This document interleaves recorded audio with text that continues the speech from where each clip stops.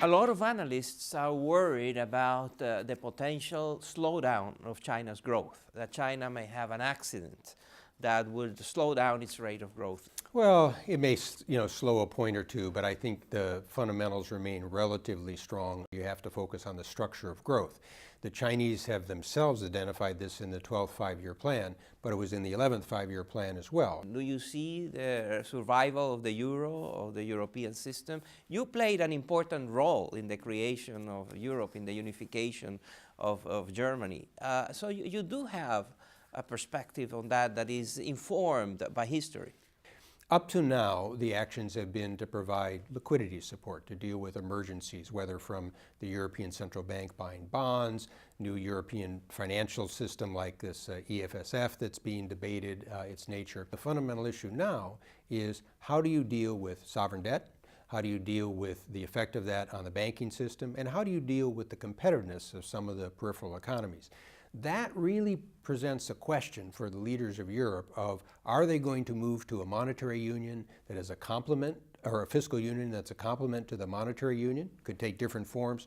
And if not, they're going to have to accept the consequences for countries that are very loaded down by debt and unable to deal with competitiveness within the Eurozone.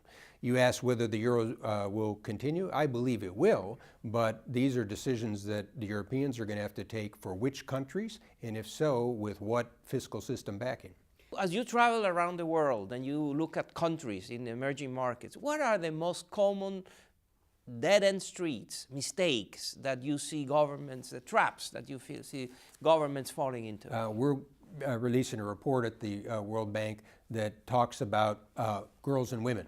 And I refer to this as the 50% solution. It should be rather obvious for people, which is that if you ignore the potential of 50% of your public, you're not going to grow very effectively. And there's a lot of things that can be done. There's been a lot of progress made in getting girls into school, some of the basic health issues. But in terms of ownership, for example, these 50% of the population in the world own 1% of the world's assets. This is a question about how you can create more opportunity and empowerment, whether it's a poor village in India or, frankly, whether it's the United States.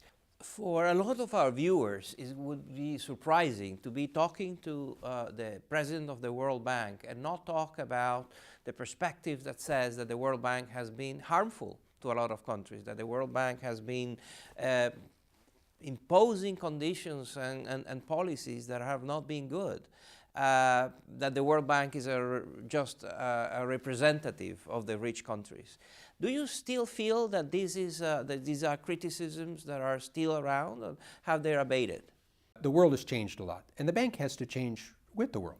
And so one of the most important things that I think we've been able to launch is an open data, open information agenda to open up all our data sources, create a Freedom of Information Act. And it's part of a larger change I've tried to press at the bank, so we become more focused on serving clients, not coming up with just the best analytical or textbook solution, but recognizing the political economy of the country and treating the countries we work with or the private sector in a way where we can try to figure out how we can best support them. Robert Zoellick, President of the World Bank, thank you very much for being with us today. It's my pleasure. Good to be with you. Thank you.